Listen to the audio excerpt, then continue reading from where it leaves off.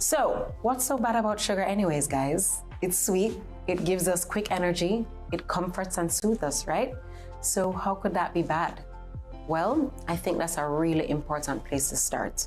Consuming too much sugar affects our oral health, our heart health, our brain health. It raises our blood pressure, it increases our cholesterol levels. When we eat too much processed sugar, it leads to blood sugar issues over time. So things like insulin resistance, where your body doesn't respond to insulin anymore, and it just ends up hanging out in your bloodstream. So then we're talking about pre-diabetes, and then later down, full-blown type 2 diabetes. Also, an excessive amount of refined sugar raises the blood sugar levels to a point where there is high inflammation in the body. And when that is combined with the high levels of insulin, things like cancer cells could grow in these conditions. Too much sugar in our body also affects our gut health by feeding the bad bacteria and causing an overgrowth of them. And when we have an imbalanced gut, so many issues arise. I mean, it affects our entire health and well-being. Our mood, our energy levels, skin issues occur, sleep disorders. I mean, a gamut of problems that really affect our quality of life and oftentimes the length of our life. So this is pretty important, guys. We have this one precious life. We have to hold it sacred. We have to do as much as possible to almost biohack our health and our vitality. Don't you want to live a long, strong, healthy, and vibrant life? Well, anything at all that you can do to minimize your added sugar intake and bring down the inflammation in the body is doing exactly that. Time now for the Business Report with Denise Williams.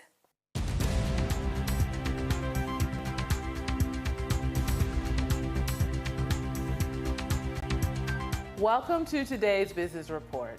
I'm Denise Williams, bringing you the developments shaping markets, capital access, and business decision-making across Jamaica and the region. Let's get into the stories that matter. Finance Minister Favour Williams is set to officially launch the micro stock exchange at the Jamaica Pegasus Hotel on July 16. The announcement was made by Garnet Reid, president of the Small Business Association of Jamaica, who sits on the steering committee for the project. The exchange is designed to help properly operated micro businesses raise between 50 million and 100 million in long-term financing. The launch had originally been scheduled for April. An initial group of 25 companies has now been prepared for listing through an accelerator program being managed by the Jamaica Business Development Corporation. The micro stock exchange will also offer listing fees that are lower than the Jamaica Stock Exchange junior market. Kingston Properties Limited reported that for the 3 months ended March 31, 2026, rental income increased by 31.7% year over year to US $1.8 million, up from US $1.3 million a year ago, supported by the expansion of its investment property portfolio and increased contributions from its United Kingdom assets. Chief Executive Officer Kevin Richards hailed the positive performance, saying the first quarter results demonstrate a clear strengthening of the group's underlying earnings profile with significant rental income growth, well-controlled operating expenses, and a more visible contribution to the group's reoccurring results.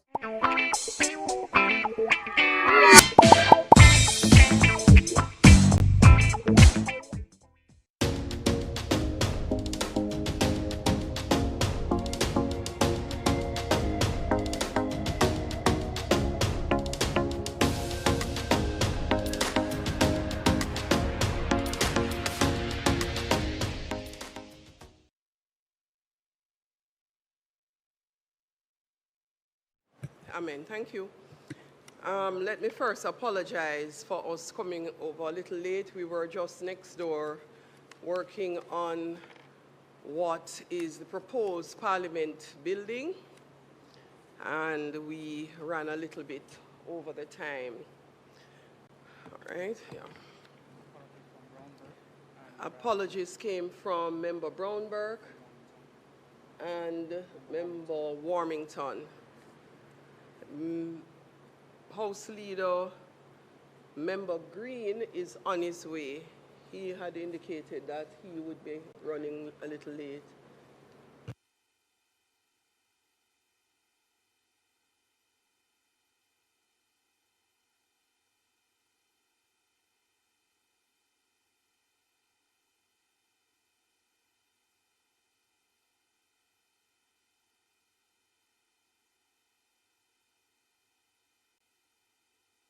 Now, members, as you will see, we have emailed a soft copy of the matrix.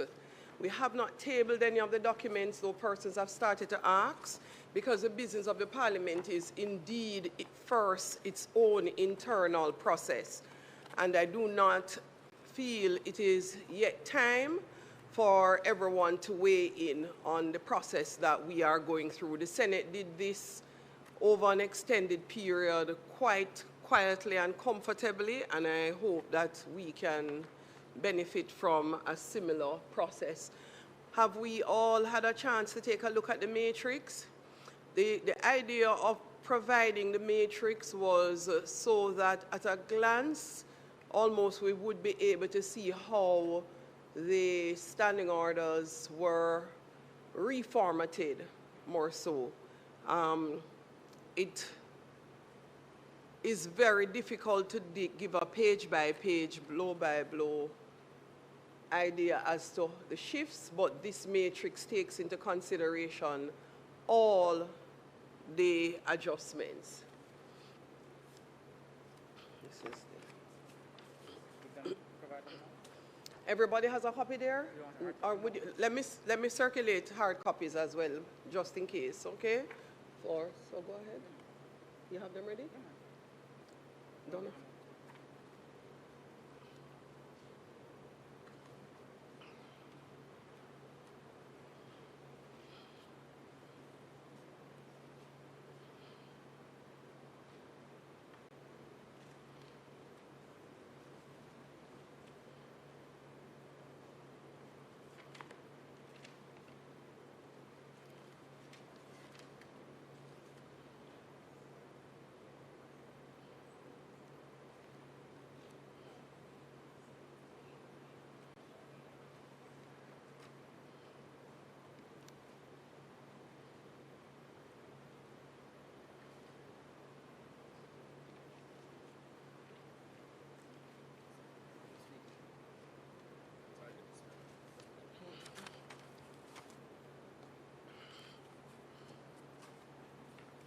Thanks.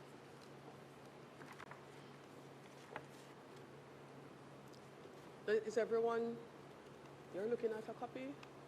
Member Paula, you have a copy? Okay. Member Williams, you have a copy there? Canon?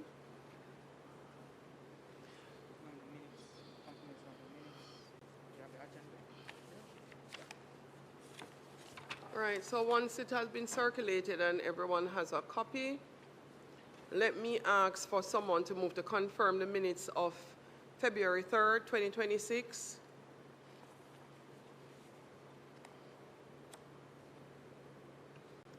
So moved by Member Paulwell, seconded by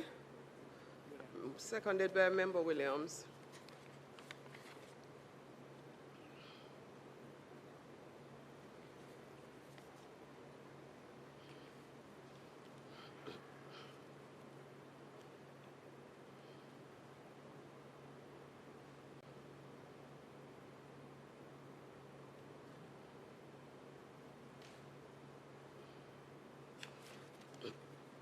So though this document, it would appear based on persons reading through that you may need a little bit more time with this matrix. It was done to facilitate the members of the committee having a more comfortable and comprehensive way of looking at the new standing orders without feeling as if you're starting over. The standing orders have not changed significantly, but the way they're organized has changed. That's really what it is. And this matrix helps with being able to appreciate the reorganization. So let's take, for instance, number one, what is the structure? the existing standing orders had a linear numbering where if we needed to insert something, we had to tack it on, as we did in 73 A, B, C, D, E, when we needed to introduce those additional amendments. I think it was the same when we did the Women's Caucus. It was the same. We had to sort of tack it in there. This new revised format organized the standing order into parts, and it's integrated into a single framework. So it's a complete restructuring in terms of its structure, and it is to improve its usability. It removes that fragmentation, and it reflects a new codification in terms of this exercise. We are going to have the benefit of, what's Sean's last name? Kinsey. Mr. Sean Kinsey, who, as said in the previous meeting, did substantial work. He is from the Commonwealth Parliamentary Association and would be a resource person for the committee as well as we go through the deliberations.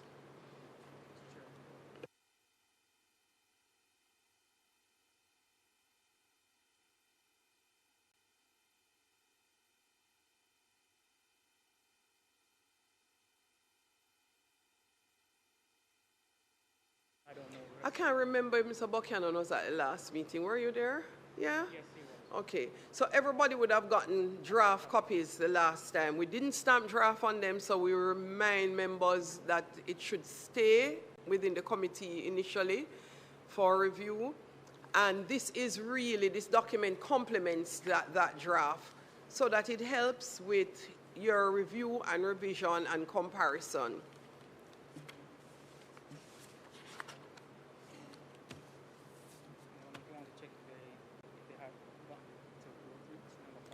Member Paulwell. Chairman, thanks very much. I just wanted to clarify. You said Mr. Kinsey is the person at the CPA, and he might be available to be with us, because I think that would be very useful. Not might. Okay, yes. He will be available. Right. We have, so a part of some of the resource that the Commonwealth Parliamentary Association affords us, in addition to training, was as a result of our payments and participation as a member state in the association. We have certain benefits that we may call upon.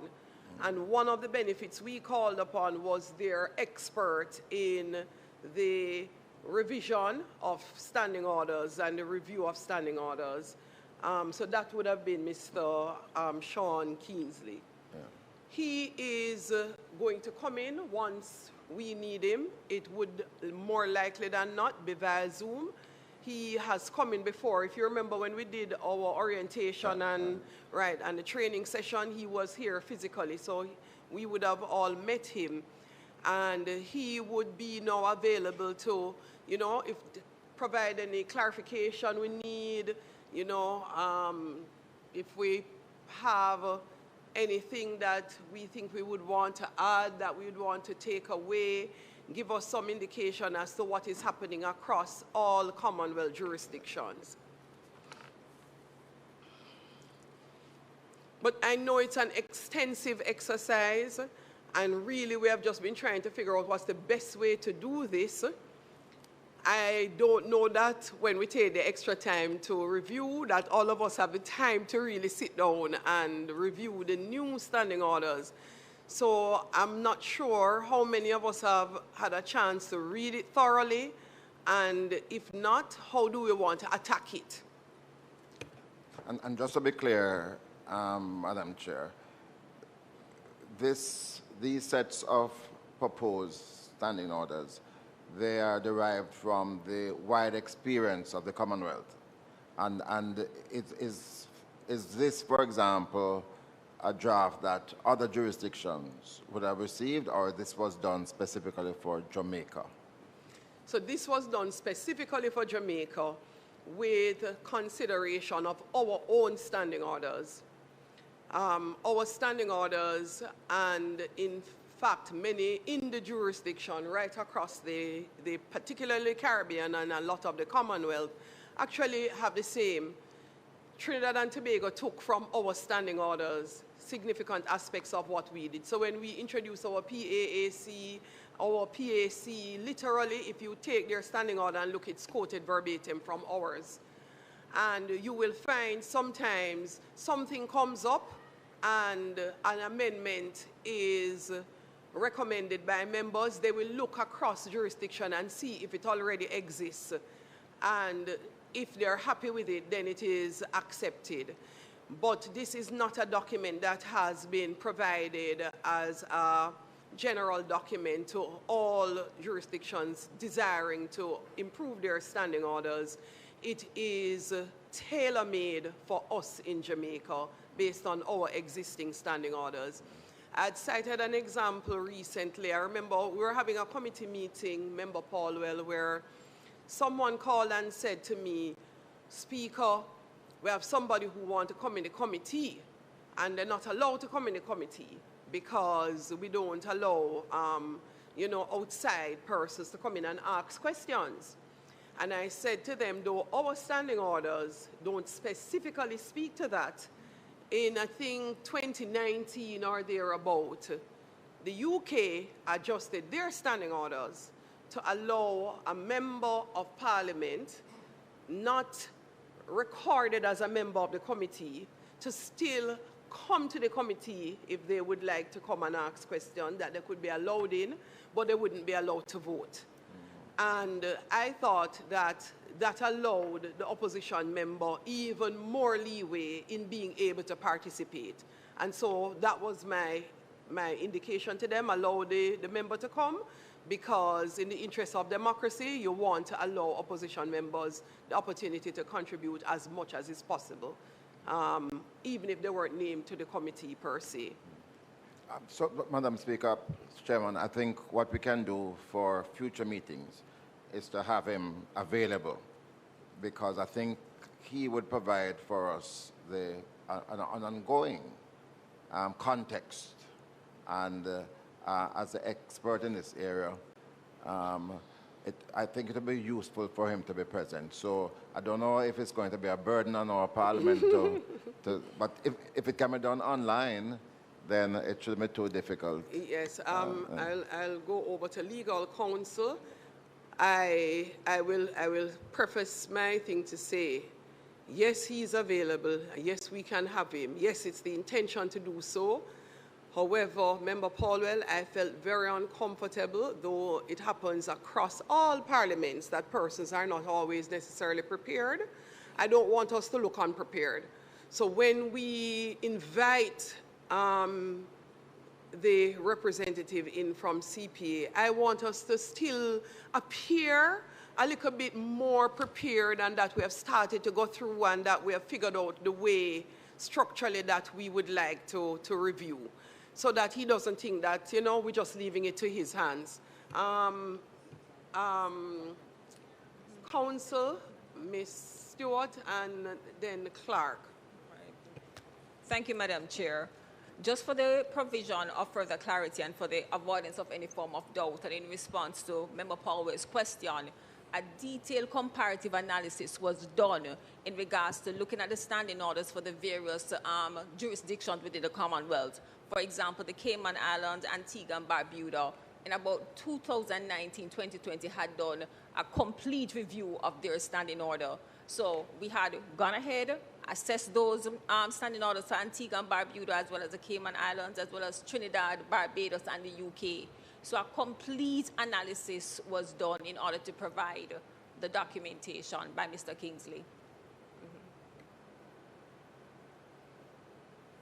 Good afternoon, members of the committee. So in response to Member Paulwell's question about Mr. Kingsley's availability, he has given his commitment to join us whenever we require him to be here.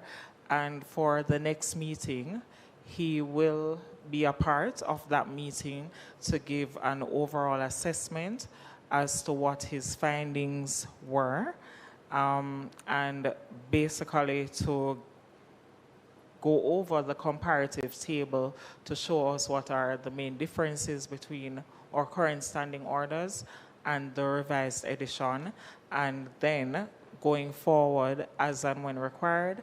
And we would propose, I think there may be certain standing orders, but that will depend on members to decide if we want to revise any pressing standing orders currently for us to adopt before we are able to complete the review in its entirety. Member Mallow, for a quick question. Do you have a hard copy of the draft? I do, Madam. Right, that's Madam what I Chairman. recall. Permit me, since you have called upon me, if you don't mind Yes, an go intervention. ahead. I was just taking time to read through the minutes. I'm not sure if we are on matters arising or matters for discussion, but it may be helpful to look at some of the matters arising. And also, I want to put on record my commendation for the approach being taken to having a draft of the revised standing orders made available. Very often, we embark on a process of law revision, expecting that we can go through it expeditiously, efficiently from scratch, and it doesn't happen in an efficient way. My own view from my experience in the offices that I've held, that coming to a committee with a draft for consideration is truly a best practice. And I want to commend your leadership and those who have assisted. I do recall speaking with Mr. Kingsley during the workshop, and he shed some light on the approach taken, and he had pointed out that while significant progress had been made on revising many of the orders, there were others that were left unrevised, and even the draft of the proposed revised orders remain incomplete. But my perusal of the draft document tells me that it's a really good working draft. I would only want to commend for the committee's deliberation some of the issues that have arisen in the Parliament with which we are now familiar and which have posed some complexity, whether by way of a refusal to accept the framework for resolving issues or otherwise for deliberation. And I see on page 3, Madam Chair, that having clarified the intended approach or what was not the intended approach, you did indicate that the matter would require sustained consideration of the issues and potentially across meetings. So I note the issue of methodology. I note Member Paulwell indicating that the opposition would be doing its own internal review of the draft before returning with a consolidated position. And also, the question had arisen as to whether there was a need for legislative backing for some of the things that need to be done. I could offer a view on that from having served as Attorney General and the Minister, should the committee wish to hear that view. The clerk had an intervention. Thank you, Madam Chair. I just wanted to reiterate that the document that has been circulated to members is the completed draft. So amendments will be made based on the discussions that are held. Yes, that's the completed document. So whatever discussions that are held here, and if members take a different view and majority agrees, that's how additional amendments will be made. But this is a completed draft for review and consideration. Thank you. So Member Malahoo for it. Just for clarity's sake, I'm just not remembering at what stage you joined the meeting the last time. I do believe the copy I gave you is my copy. I think that's what ended up happening because I'd circulated earlier. Right. So what happened was, along with the clerk, legislative council. No one gets the wrong impression. I think I commandeered your copy. That was fine. Yes. Yes, that was quite fine. So to have the process go fairly smoothly along, the idea was to use our existing standing orders initially as much as was possible and is possible, with the understanding that the clerk, legal counsel, and those within the Parliament's secretariat, administrative secretariat, had a very good appreciation of the standing orders over the many years, and also had the resource of other clerks in the jurisdiction if they needed to bounce something off. And they did almost like a workshop, a detailed, concentrated process of working on the standing orders, hours and hours and weeks long, so that it would reduce now the amount of time required by us in going over a document that would have been drafted and placed before us as a proposed draft for us to now review and make the necessary suggestions, amendments, changes as we see fit. Once we are completed in terms of that process, we would now be required to take that along with our report to the House for them to also take a look, and ultimately it is the House that would make that final decision. Thanks for the reminder, Member Malahoo, for it, and I know Member Paulwell will give us an update because he was suggesting that the opposition would take the document and they would sort of caucus and go through and as a body come back with their suggestions as well. Oh, Member Paulwell, mic is on. Yes, just 2 points. To kickstart the process, I know that you're anxious for us to be ready to proceed, but to kickstart the process, I think we're going to need Mr. What's his name, Keith? Mr. Keith, but I don't agree, though, you know, Member Well, I Paulwell. don't finish the point. I want us to read the document first. No, allow me to finish the point, Chairman. So, to kickstart that process, because I think it's important for context. I think it's important for us as we do the comparative analysis to ground our work. But the more important point I wish to make, Madam Chairman, is that you have really restricted me because you have said that I can't share this document. And it is very difficult for us to have views to do the collaboration if I'm not in a position. Hold a minute. Yeah. I'd actually ask that they take the documents back so that we can share them. So the reason I said don't share this yet, it doesn't say draft in any place, and that concerned me when we walked out of last meeting. Why, Chairman? No, it doesn't say draft. Yes. So I do not want this to appear as if this is the standing order. But so, nobody could think that way. No. I refuse to assume anything. No, this members, no, sir. Members, I had asked the committee clerk if he could pull back our copies and just stamp draft through them, which he didn't get back yours. No, so let's do that. And then Member Paulwell, to your concern, you wouldn't be limited because you would now be circulating draft documents for everybody to consider to go through. I would love for Sean to come and give us that preliminary discourse. We would not keep him long. Madam Clerk, I would ask that he give us a couple minutes, you know, even half an hour just to give us a general discussion. What I do not want to do is to create the perception that we are not interested in reading or being prepared. That concerns me. So we would have taken time to go and to read and to take a look at it ourselves. I don't want us to go there looking like we're totally unprepared. And I know what it felt like in the training when I was there as speaker and most embarrassed when they asked a question and the entire set of members seated there just went silent. We couldn't answer at all. Now, many will say we are not special. In a lot of the parliaments across the world, persons do not spend as much time delving through the material as they should.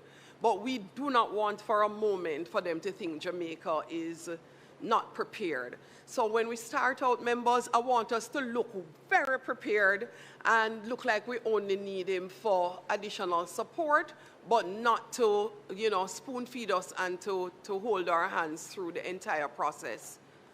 And really not for us to be in a need to go over the entire thing. So, Member Paulwell, to your point, I definitely would want the opposition to go through, government members who are interested in going through, and then to come back. And I would want to profess one word of caution.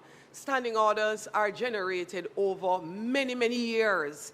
They are not things that you just change on a whim. I heard you on your interview. So it is not something you change on a whim.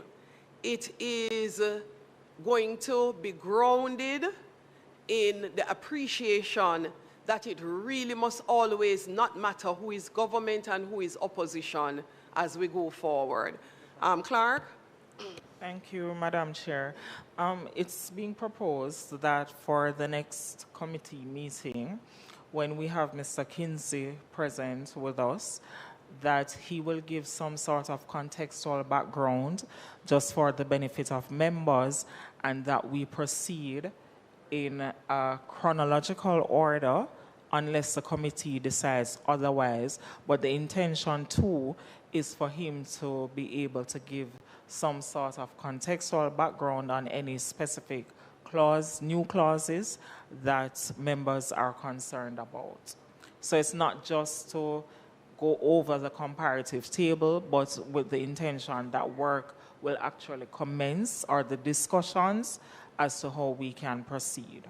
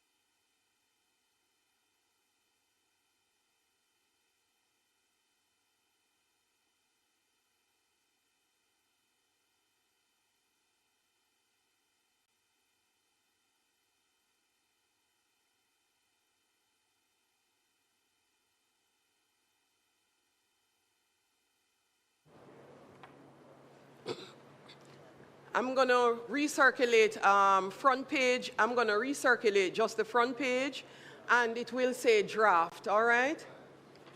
Well, it doesn't say, it says revised date, month, year. You have another sheet that's a revised draft? Right, so just this front sheet, I'll do that for, and we'll minute it that this, again, should have been minuted in the last minutes. That is a draft document. Right, and it says it's a draft revised standing orders, which it will say again, and we'll just put a front sheet draft so that it can be shared. I don't know, you have two mics on. Let me take Member Green, then Member Malahoo. You change your mind, Member Malahoo?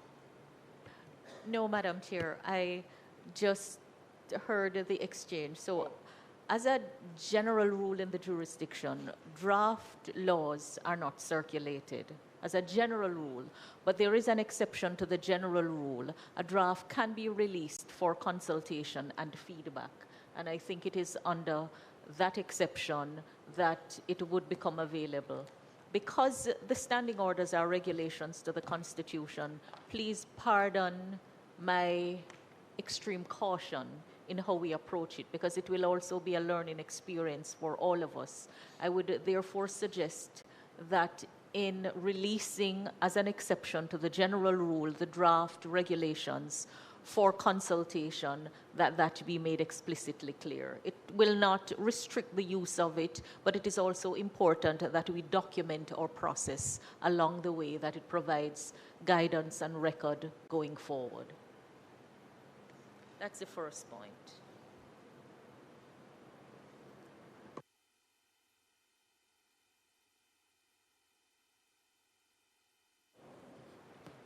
Member Green? So I think Member Mallahu treated with part thereof. I think as far as for us to generate conversation among parliamentarians in our separate caucuses, and I think, you know, what should happen is that the members who sit in this committee should undertake to share and to lead that process, right? In other words, as Member Paulwell has indicated in the last meeting, I think we would also want to engage our parliamentary side around the proposed changes. And I definitely think we should set a clear time frame for us to have that done, whether we say we get that done within the next month, right? That the documentation, the proposed changes, the draft standing orders is shared in that context, right? And that it is used for consultation with the parliamentarians. I think after that, emerging from that, there may be some questions. I think it would make sense that when we have the Kingsley here to present on, you know, context in general, but that we come with, as the clerk has said, if we have specific questions.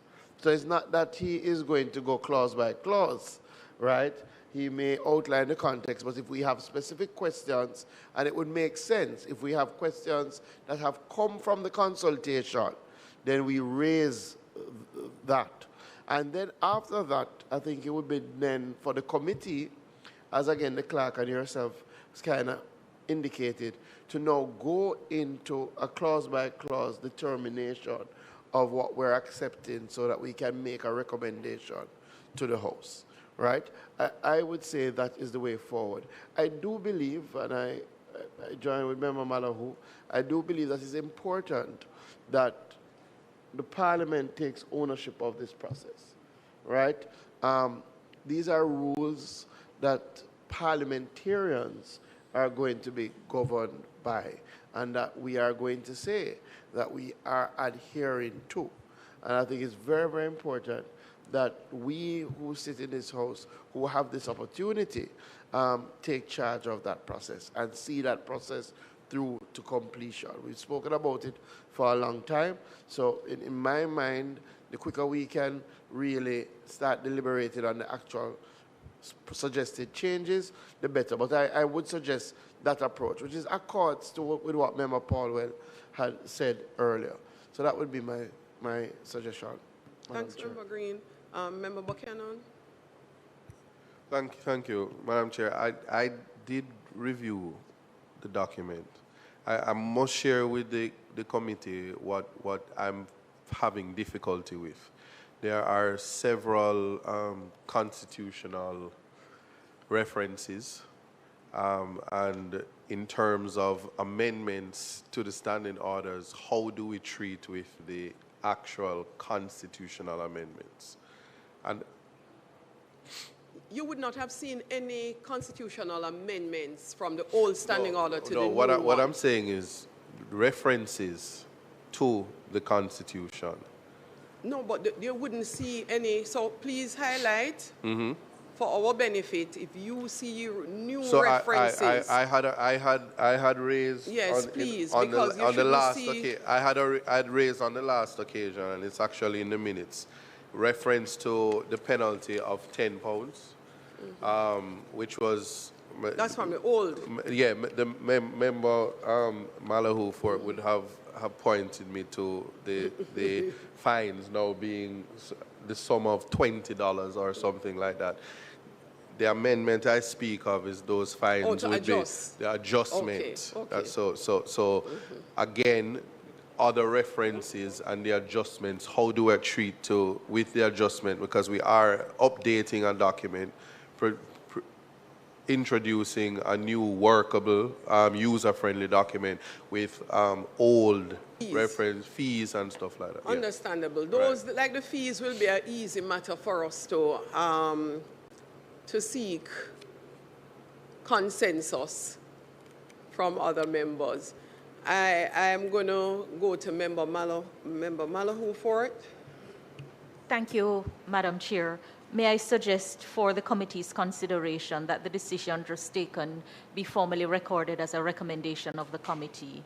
One, that the draft document be permitted to be circulated by members on their respective side for consultation, and that members would take the responsibility of ensuring that the discussions take place within the respective caucuses on either side. Within a period of not exceeding 1 month, and be back at the next Standing Orders Committee meeting in 4 weeks' time. May I suggest, Madam Clerk, that, Madam Chair, that I believe all members would be seized of the urgency of dealing with it, but perhaps a little feedback on the timeline for consideration. So you would be recommending a month? We actually have gotten a month already. So this would be an additional month. So we should have been going through the process of the review, which is why I was saying to Member Paulwell, I'm a little uncomfortable having Mr. Kingsley come, and it doesn't appear as if we have already, substantially gone through and have questions for him. So would you recommend that we give a little bit more time than that? I would just say, Madam, I appreciate the importance of having a time bound within which to do the work. I really appreciate it. Having said that, I think the respective leaders of government and opposition businesses who are part of the committee may be better able to give an indication as to the sufficiency of the time. But my leader of government business said 4 weeks, 1 month. Opposition business, what say you? Then that sounds good for you too? So that be reduced as a recommendation of the committee for the reporting back. One of the goals being set is that the House collectively will take ownership of the rules that emerge. And so the records should show that responsibility is accepted by the respective leaders of each side to ensure that the respective caucuses discuss the matters. Absolutely. Since the committee is just a sample of the House. Absolutely. And let it be so recorded. That's the first point. I will pause and come back to the other.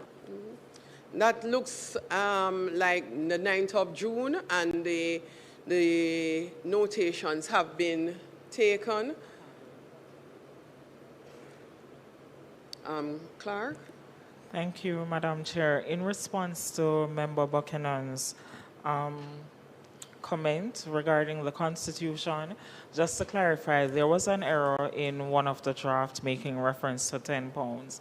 However, for the other substantive areas where there would be references to the Constitution, it's in direct relation as to how we operate. So for an example, how members of Parliament are appointed, which that is in the Constitution, how the presiding officer, in this case the Speaker, is appointed, and also how do we vote when we have deeply entrenched provisions because you're not using simple majority.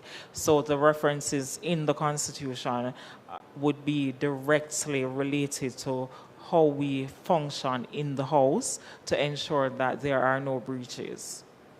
So that's as far as how it would go.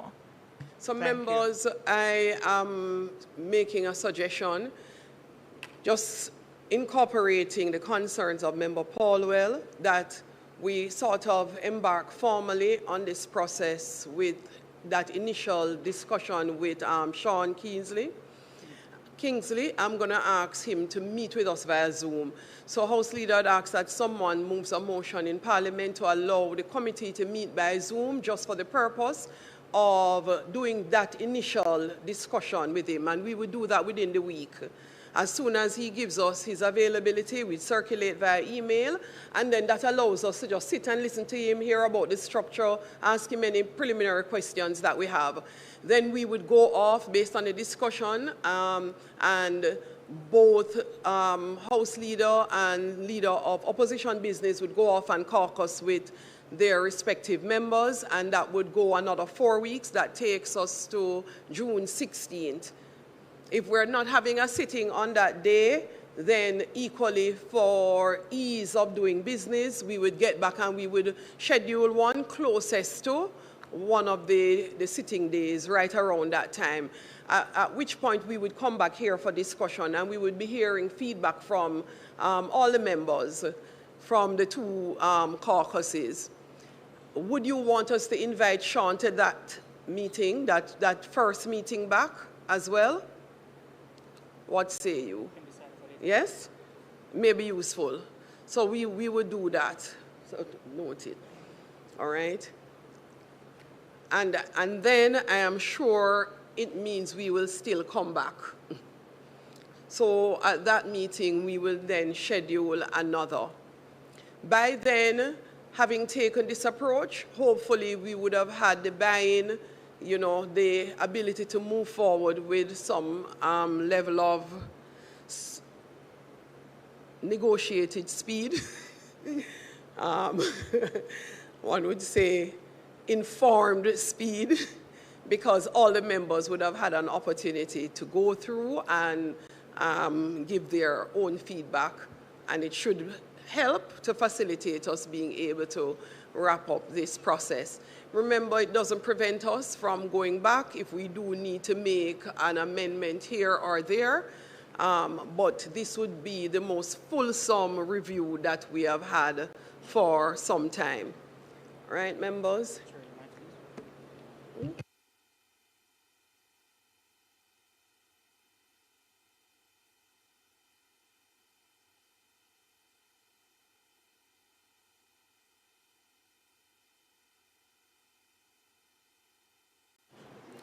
Member Malahoo Fort and members of the committee, so we have outlined the basis on which we will proceed. The question to the committee is, do we want to give an interim report to the Parliament that they can know we are currently in the review and this is what we have set out and this is the confirmation from each side? So we will do an interim report. What say all of us? May I see show of hands if we're comfortable with an interim report to the House? All right. Yeah, even tomorrow's sitting is good, just so that we are keeping the House abreast of the commitments that we have made.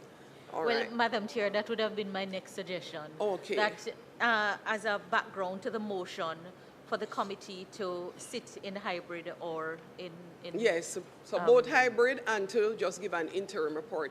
Last but not least, Member Paulwell asked why not just circulate it widely.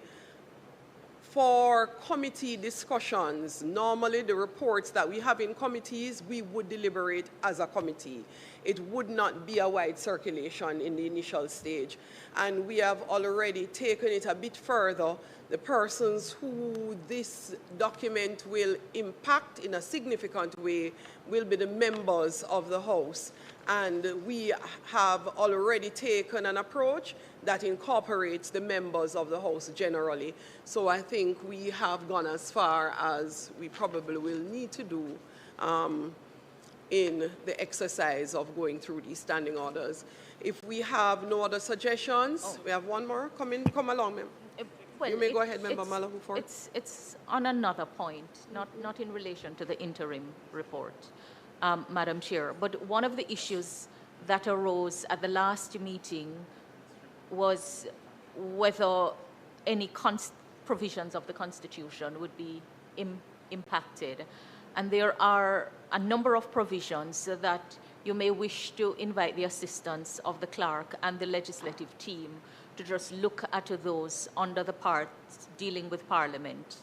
But I note that something immediately jumped out at me on, this copy is not paginated, but under the proposed Part 1, Order 2, interpretation, it proposes that the Interpretation Act of 1968 shall apply to the interpretation of the orders. You may wish to have that check. I could offer a view, but I will reserve my view at this time. But Section 2, subsection 12 of the Constitution makes it clear that it is the Interpretation Act of 1889 that applies to the interpretation of the Constitution. It is one of the constitutional reform issues that not many people are aware of. Like I say, I could offer my view, but I will reserve it. But you may wish to have the committee be guided on whether this can be done, because these are regulations of the Constitution, and the power given to the Parliament to regulate its own proceedings are subject to the provisions of the Constitution. And we do have something that not many are aware of, that it's not the 1968 Interpretation Act that applies to the interpretation of the Constitution of Jamaica, but the 1889 Act, frozen in time.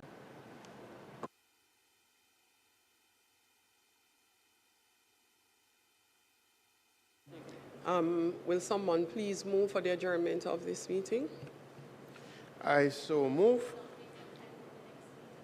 June 16. June 16.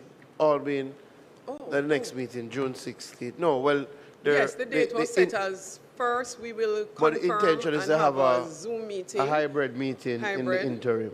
In the interim, within the next week, just for the committee to be, you know, given a sense of the background and structure from Mr.